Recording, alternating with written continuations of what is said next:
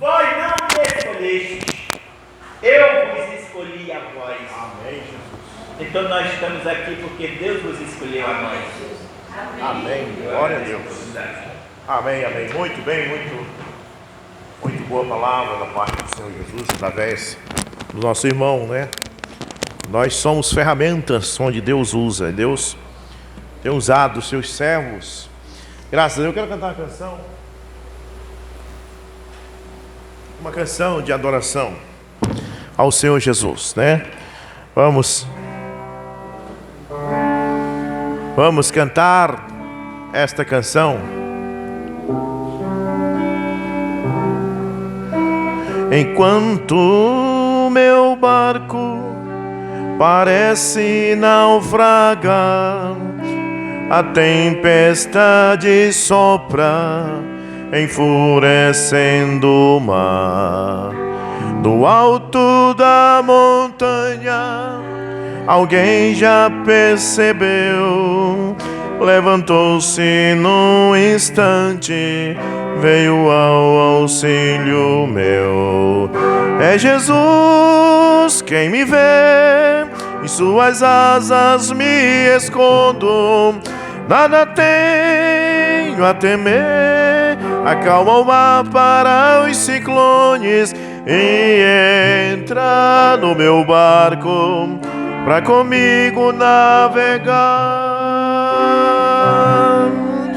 O meu barco sobe e desce sob o lume do luar, mas eu tenho na montanha alguém a me observar. O inimigo se levanta para agitar o mar, mas seus planos são frustrados com apenas um olhar. Só o olhar de Jesus repreende o inimigo. Só o olhar de Jesus mostra que Ele está comigo e vai apaziguar o vento e a fúria do mar. É Jesus quem me vê, em suas asas me escondo, nada tenho a temer, acalma o mar para os ciclones e entra no meu barco pra comigo navegar. Aleluia. Glória a Deus. Amém, amém. Olha, meus irmãos, né? E minhas irmãs, meus 2 irmãos e minhas 4 irmãs. Que Deus possa nos dar força nesta hora, né? Muito bem. Eu ia perguntar para a irmã Nilce se o rapaz, ele não... Porque, no caso, como eu estava pensando que a igreja vai ficar aberta de uma noite para outra, a gente poderia, se ele pudesse vir, então, na sexta-feira da outra quinzena, que aí eu já vinha para cá na sexta-feira, ou vinha na quinta, por exemplo, se podia ser, né? Porque eu vinha na quinta, aí ficava aqui quinta, sexta, sábado, até segunda, né?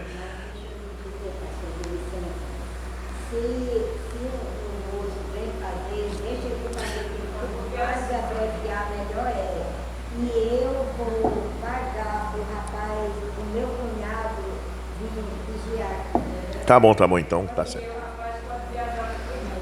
Tá certo. Então tá certo. Amém. Amém, graças a Deus. Muito bem. Mas muito bem, então deixa a direção de Deus, né? Olha, eu quero ler Joel, capítulo 1 com vocês nessa noite.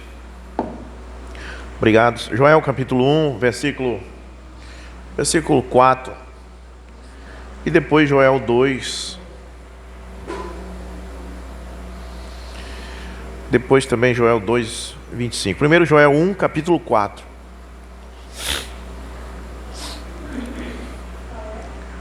Joel, lá no Velho Testamento. Joel, capítulo 1, versículo 4.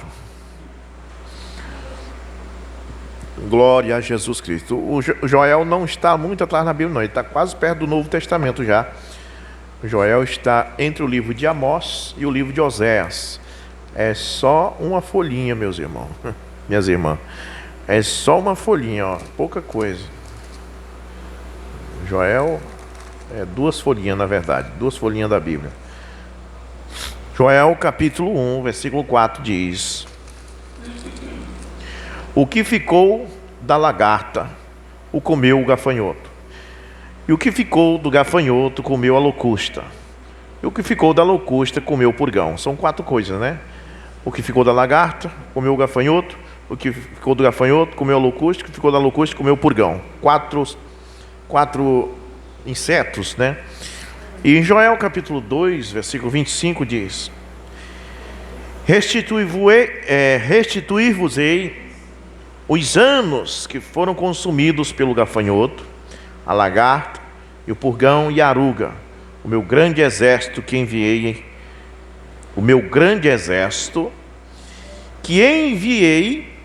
contra vós.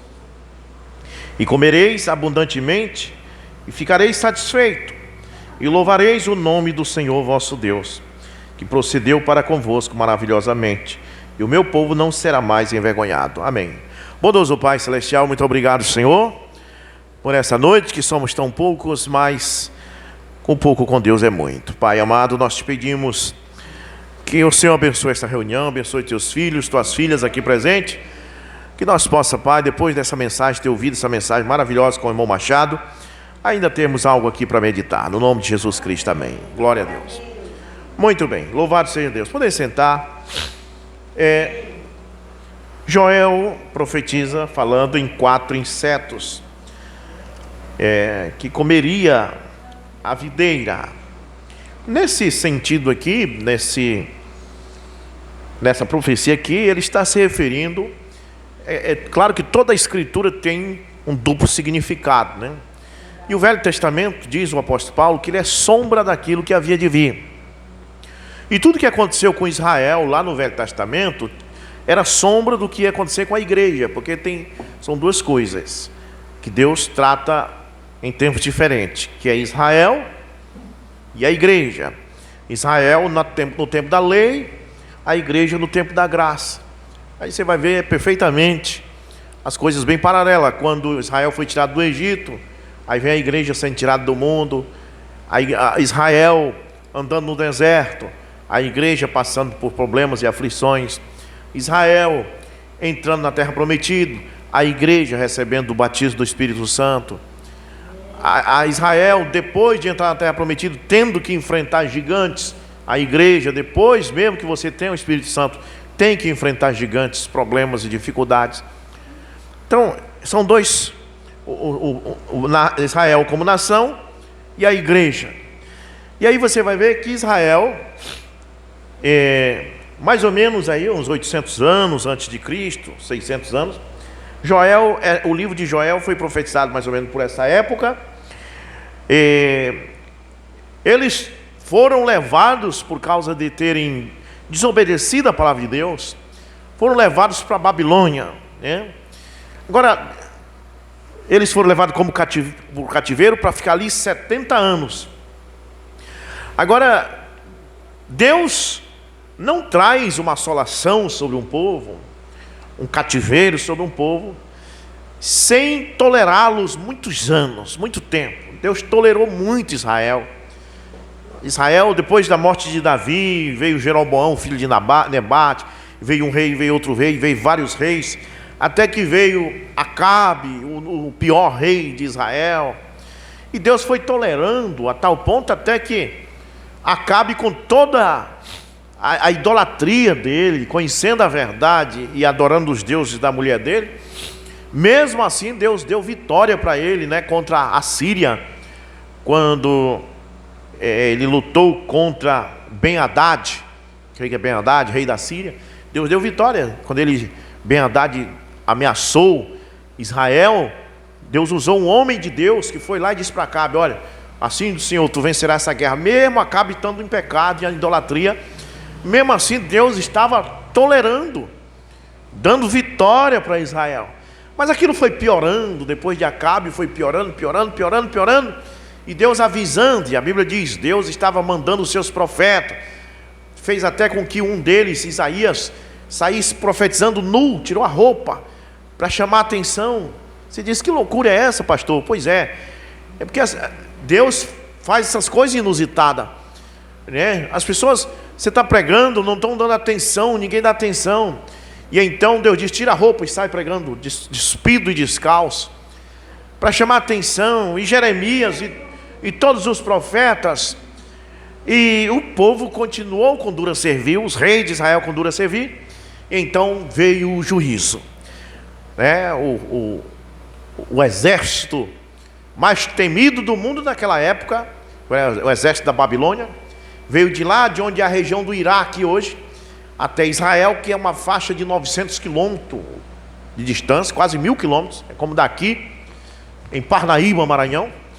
E lá, eles desceram com o exército até Israel, cercaram, e ali levaram os israelitas, mataram ali quem se levantou contra eles, e mataram os filhos do rei diante da face dele, e depois furaram os 2 olhos do rei de Israel, e levaram aquele povo em direção à Babilônia, caminhando, 2 milhões de pessoas caminhando, atravessando aquele deserto, de onde hoje é Israel até onde é o Iraque, a pé. Irmão, pense nisso, daqui em Parnaíba a pé, mulher, criança, idoso, sendo levado para ficar lá por 70 anos.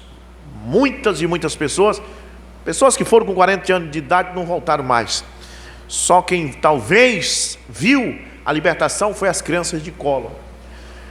Então eles foram levados para ali foram servir o reino dos caldeus, da Babilônia, aonde o rei era Nabucodonosor, um povo que vivia adorando a Deus, que conhecia o Deus de Israel, que Deus tinha tirado eles do Egito com mão poderosa, por todos aqueles sinais e maravilhas, mas eles não valorizaram aquilo, eles vacilaram, eles então foram para ali, e ali eles ficaram, e ali veio uma transição. O rei Nabucodonosor morre, depois vem o filho dele, e a Babilônia tem uma guerra com os persas vencem os babilônicos, os caldeus, mas Israel continua ali, só que o regime muda para o regime Medos e Persa, com o rei Dario e Ciro, e ali os israelitas continuaram ali, debaixo do poder agora dos Medos e Persas. Agora você tem lá caldeus, aí você tem Medos e Persas.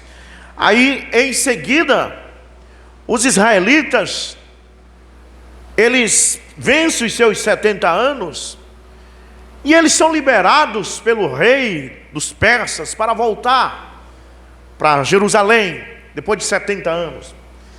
E eles voltam, né? Mas eles voltam e logo em seguida, os persas são atacados pelos gregos, e o regime da Babilônia muda agora para o reino grego. Então nós temos aí, deixou de ser caldeus, passa a ser Medos e Persa, e depois passa a ser grego. E então, os judeus, quando chegam em Israel, depois de 70 anos de cativeiro, ao mesmo tempo está acontecendo aquela transição de governo, aquela mudança. E quando eles estão na Judéia, pensando que vai dar tudo certo, né? Eles são atacados pelo Eutíquio Epifânio, que era grego, e ele faz um arraso na Judéia, e até mesmo profana o templo dos judeus ali, que eles já tinham reerguido, estavam fazendo ali os rituais judaicos, tentando adorar a Deus de novo. Mas vem o Eutíquio Epifânio, quebra tudo e faz uma bagunça, e coloca até porco para ser sacrificado no lugar onde era o Cordeiro de Deus. E os israelitas não conseguem se reerguer mais. Quando eles conseguem se ver livres de Eutíquio Epifânio, dos gregos, chega a Roma. E a verdade é que você sabe que quando Jesus nasce, ele já nasce em Roma, sendo governada, na Judéia, sendo governado por Roma. Eles nunca mais se ergueram depois que eles foram levados para a Babilônia. Eles caíram. Então eles precisavam de restauração. Então quando Joel disse: o que ficou da lagarta, que seriam os caldeus, comeu o gafanhoto, que é medos e persa. O que ficou do gafanhoto comeu a locusta, que é grego. E o que ficou da locusta comeu o purgão, que é Roma. 4 impérios arrasou com a figueira, que é Israel. Israel é a figueira. Amém? Pois no verso 7 diz: fez da minha vide uma assolação e tirou a casca da minha figueira. Depois você vê Jesus falando: quando vocês verem a figueira brotar, não passará esta geração sem que tudo aconteça. Porque ali Jesus está vivendo um tempo que a figueira estava caída. Você vai ver, no verso 17 diz: a semente apodreceu debaixo dos seus torrões. Acabou, não se ergueu mais. Depois que foram levados para a Babilônia, mesmo vencendo os 70 anos de cativeiro e voltando, não se ergueram mais.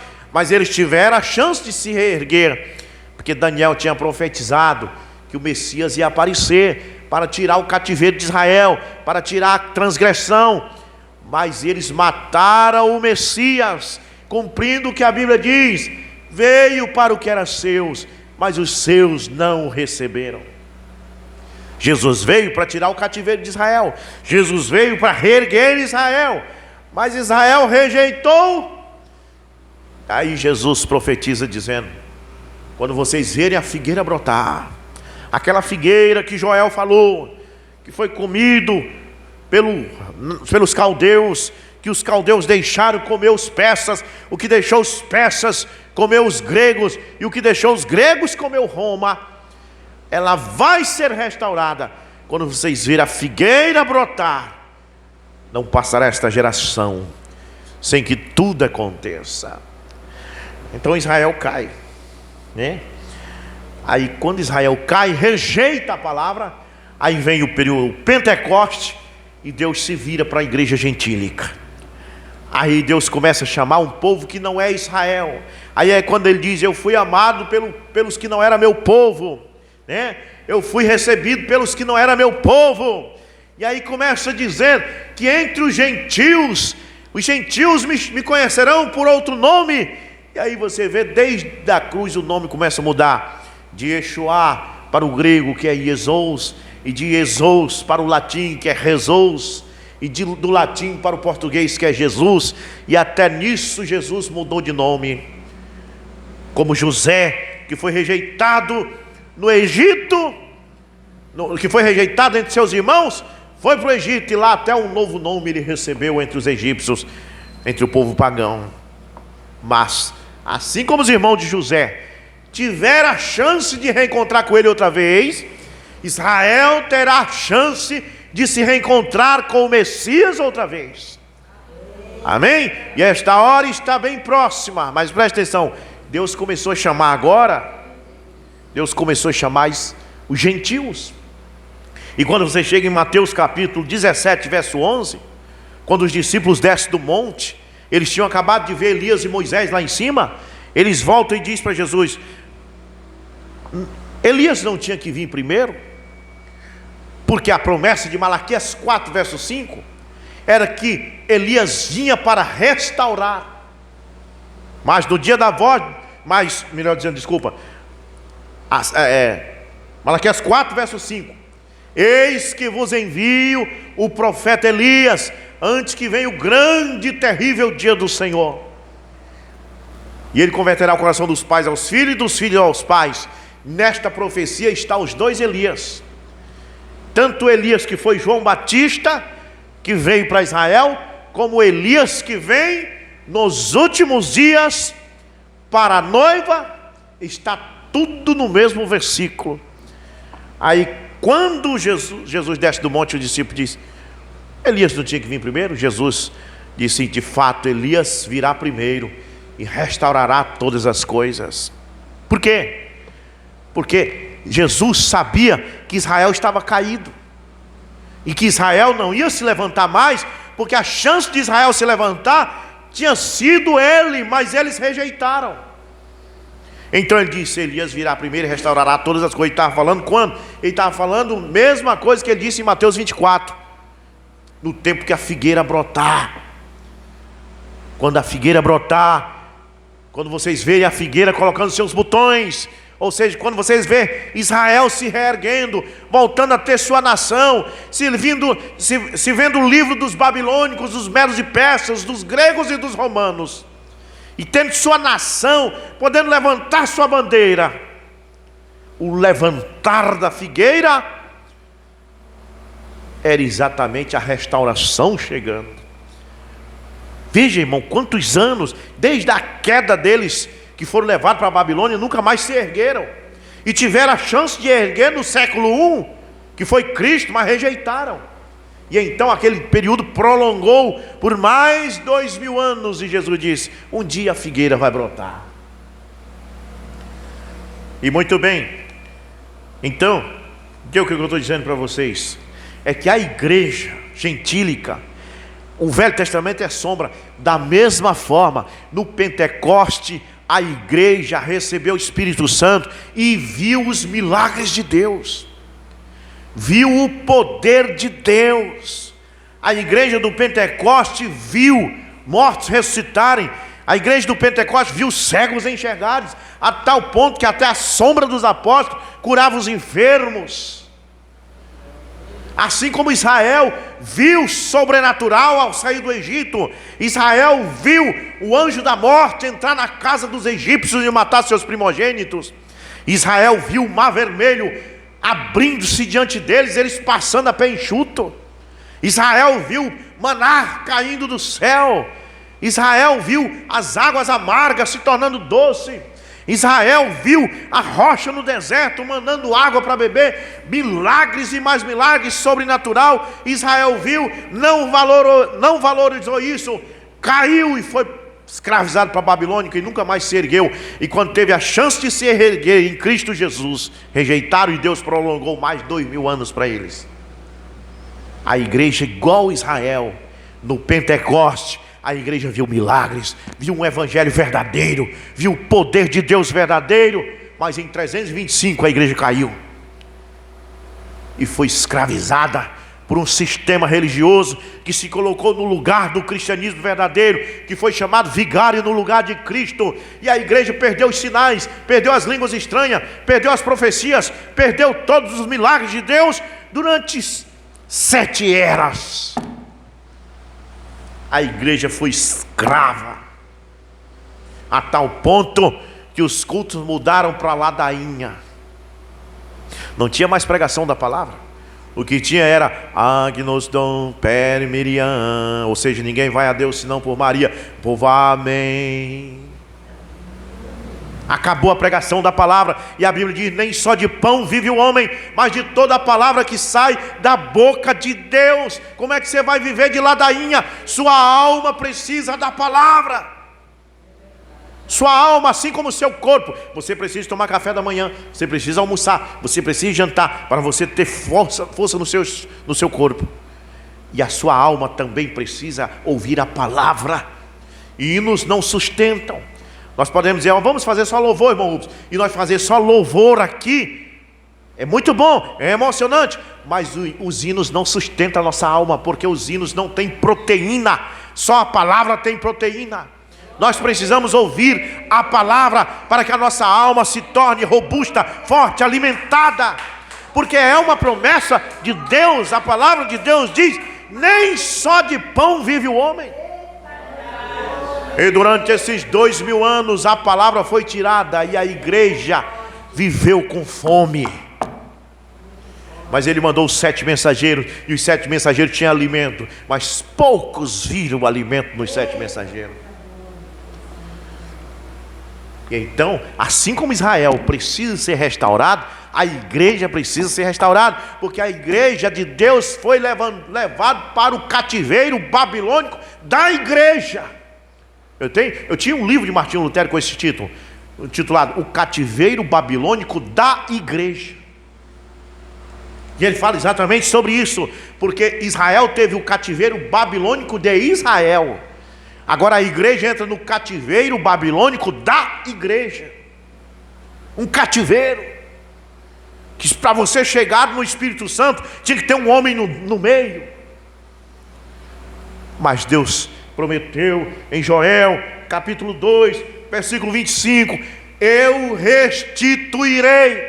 restituirei os anos que a lagarta comeu, restituirei os anos que o gafanhoto comeu, os anos que a aruga comeu. Deus disse que ia restaurar. A alma branda vem e diz: ó, assim como Israel, o que ficou da Babilônia, os persas comeram, o que ficou dos persas, os gregos comeram, e o que ficou dos gregos, comeu Roma.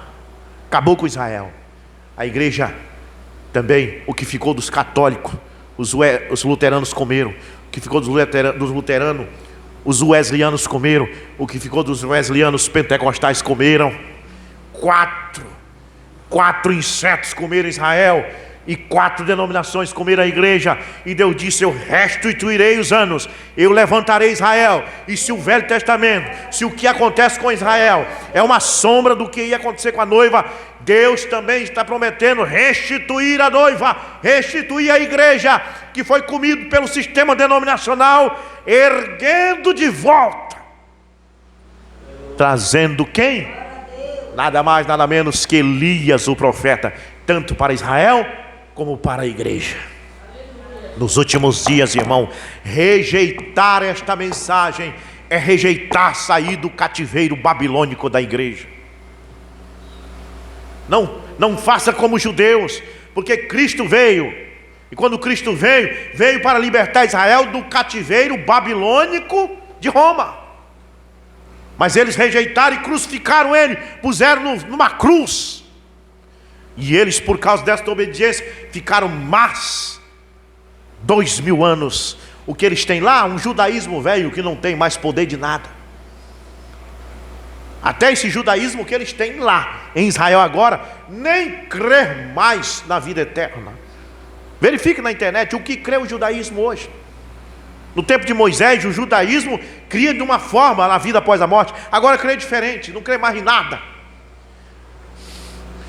Mas, irmão, tipo perfeito. Israel caiu no cativeiro, a igreja caiu no cativeiro. Israel precisa de Elias para levantá-lo, a igreja precisa de Elias para levantar. E é o que o profeta diz aqui no parágrafo 65 da mensagem: a videira verdadeira e a videira falsa.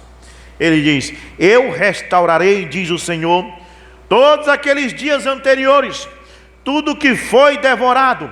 Um tirou o batismo, o outro tirou a alegria, o outro tirou o Espírito Santo, o outro tirou a cura, o outro tirou os dons. E de repente você percebe que não resta mais nada do que um grande velho arbusto, do que uma árvore velha sem folhas, queimada, que é só garrancho, e quando o vento sopra, ela não balança, porque uma árvore que não tem folhas, que é só garrancho, não balança com o vento, ela apenas uiva.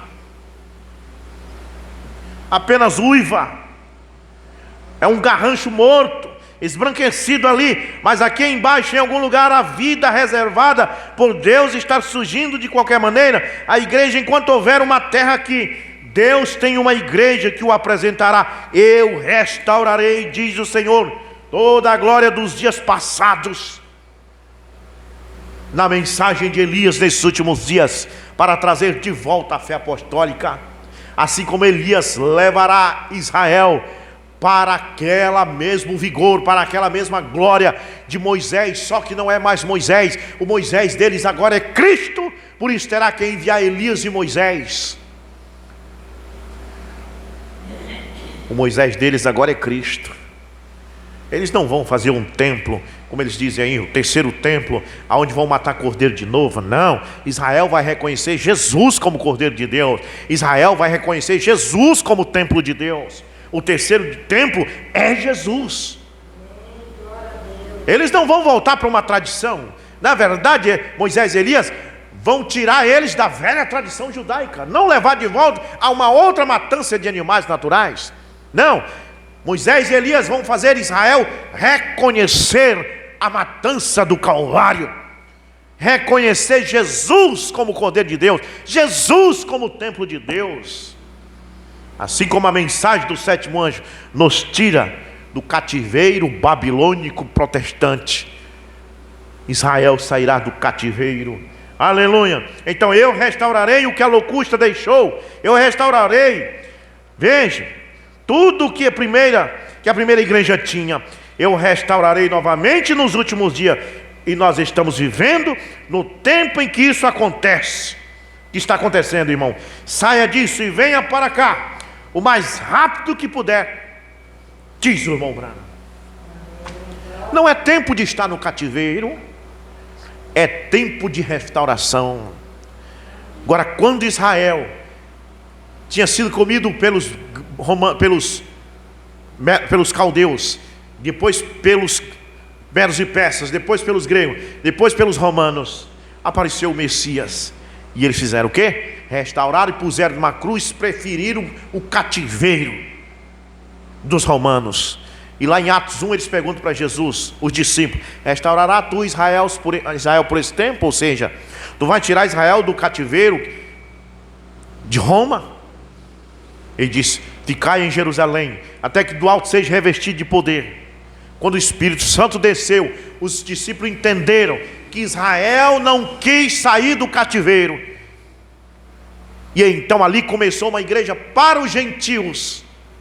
Mas no ano 325, a igreja gentílica, assim como Israel, cai no cativeiro e é levado para o sistema católico, para adorar os deuses católicos, para adorar um Deus Pai, um Deus Filho, um Deus Espírito Santo, quando a Bíblia não falava nisso. A Bíblia falava em um Deus, um só Deus que é Pai de todos, que se manifestou como Pai, Filho e Espírito Santo. Mas o catolicismo fez todos os protestantes, fez todos os cristãos cair no cativeiro babilônico da igreja, para adorar um Deus Pai, um Deus Filho, um Deus Espírito Santo, para adorar uma suposta Santíssima Trindade, para adorar Maria, para colocá-la no andor e fazê-los de palhaços pelas ruas adorando em procissão, para pedir aos santos que roguem por eles, para fazer outros mediadores entre Deus e os homens além de Jesus Cristo. O catolicismo, um espírito Jezabel, um espírito babilônico, para fazer os cristãos cair no cativeiro agora babilônico, porém da igreja.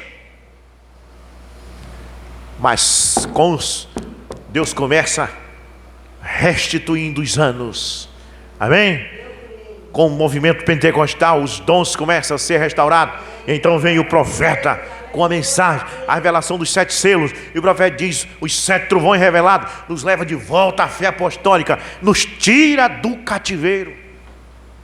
Quantas pessoas da mensagem estão na mensagem, mas fisicamente, espiritualmente estão no cativeiro babilônico da igreja, porque estão na mensagem ainda crendo em um pastor acima de outro pastor, crendo em plenários de pastores e todas essas coisas, e crendo na divindade de Jesus Cristo numa forma de unicismo. Estão fisicamente na mensagem, mas a alma continua no cativeiro protestante, no cativeiro babilônico da igreja. Irmão, Deus quer nos libertar, amém? É uma luta do Espírito Santo, desde o tempo de Israel, tirando eles do Egito, levando para a terra prometida, e depois eles desobedecendo e caindo no cativeiro babilônico. E agora, e aquilo era a sombra do que havia de vir. A igreja da mesma forma teve a chance no Pentecostes, e depois caiu no cativeiro babilônico da igreja em 325. Agora é tempo de sair, amém? Libertados por Cristo, louvado seja Deus. Muito bem, nós temos ouvido o suficiente nesta noite. Então nós vamos entregar tudo para Deus.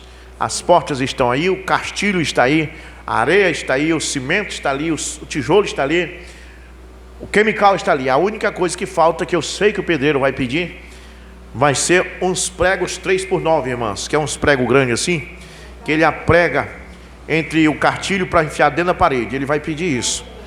E aí é só me ligar, irmã Zilmar, o seu preto manda mensagem para mim, qualquer coisa, e a gente pede para o seu preto comprar para a gente aqui, se não tiver aí.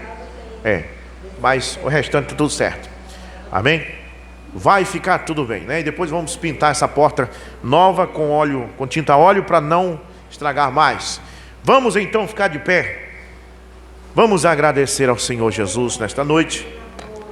Bondoso Pai Celestial, quão gratos estamos, Senhor, por ouvir tua palavra nessa noite, por nos ajudar, Senhor, a compreender certas coisas que não compreenderíamos se não tivéssemos um mensageiro enviado de Deus. Mas, Senhor, tu tiveste misericórdia, Pai, e tu viu lá atrás, quando os discípulos perguntaram sobre Elias, e tu disseste: Elias virá primeiro e restaurará todas as coisas, porque o Senhor sabia que Israel não tinha se reerguido, nem João Batista pôde restaurar Israel. O que a Bíblia diz é que João Batista veio preparar o caminho do Senhor. Depois da morte dele, vemos a Bíblia afirmando que Israel está caída. Também Tiago, lá em Atos capítulo 15, disse: Deus vai chamar primeiramente um povo de entre os gentios, e depois ele restaurará Israel. Israel rejeitou a restauração e ficou mais esses 2000 anos caído. Mas agora está chegando o dia, há um que agora resiste até que do meio seja tirado. A noiva, quando ela for tirada no arrebatamento, Deus voltará para Israel para tirar de vez o cativeiro de Israel, assim como tirou da noiva. Oh Deus, quão grato estamos. Abençoa esses irmãos, irmão Machado, a irmã Nilce, Pai amado, a irmã Nilda, a irmã Graça, Pai, a irmã Zilmar, oh Deus, a irmã Fátima, oramos por ela, Pai, entregamos em tuas mãos, a irmã Maria Cleide, Pai, oh Deus, que tu possa revelar esta mensagem para as pessoas, Pai, pois essa mensagem, Senhor, não pode ser compreendida se não for pela revelação do Espírito Santo, para entender que isso aqui não é uma denominação, mas que isto é, meu Deus, a igreja que deixou o cativeiro babilônico da igreja, a igreja restaurada. Ajudai-nos nesta hora e abençoai o teu povo, no nome de Jesus Cristo. Amém, amém. Deus abençoe nossos irmãos aqui, Deus abençoe.